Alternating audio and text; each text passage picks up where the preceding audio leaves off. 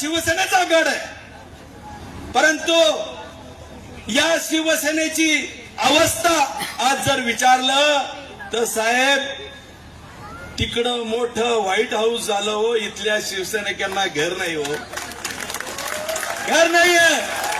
आणि हिंदुस्थान खऱ्या अर्थाने हिंदूसाठी, हिंदूंच्या रक्षणासाठी या सर्व स्वर्गवासी मान्यवरांनी अनेक केसेस आपल्या अंगावर घेतल्या. जे शिवसेनेच्या भरोशावर मोठे झाले त्यांनी पदमपुऱ्यात काय केलं, काय केलं पदमपुऱ्यात सांगाव, त्यांनी जाहीर भाषणात सांगाव. अरे ज्या हिंदुत्वाच्या जीवावर तुम्ही मोठे झालात आणि पदमपुरा सोडून गेला व्हाईट हाऊसला, अरे नंतर त्या पदमपुऱ्याच्या शिवसैनिकांची अवस्था काय होती ती बघितली का कधी? आपल्या दोन लाडक्या पोरांसाठी अरे तुम्ही शिवसेनेत तिकीट देता नाही दिलं कोणाला. अरे तुम्ही तुमच्या मुलीकरता पदमपुरा धावावर लावलं. किती दिवस हे शिवसैनिक तुमची गुलामी सहन करतील? किती दिवस हे शिवसैनिक तुमची गुलामी सहन करतील?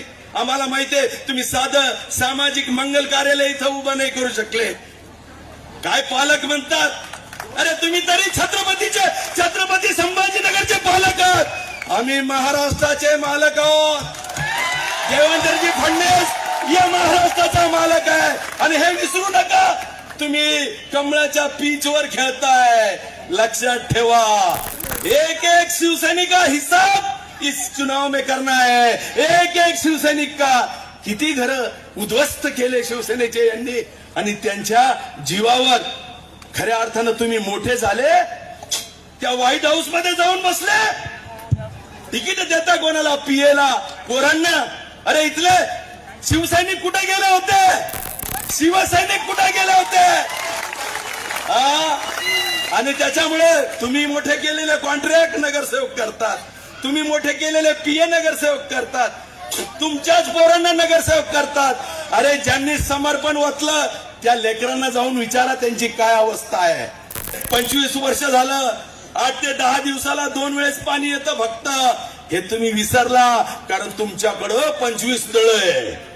तुमच्याकडे 25 नळ आहे. अरे एक नळ या शिवसैनिकाच्या घरात नाही हो. ही आज परिस्थिती आहे आणि त्याच्यामुळे हा हिशोब होणार आहे.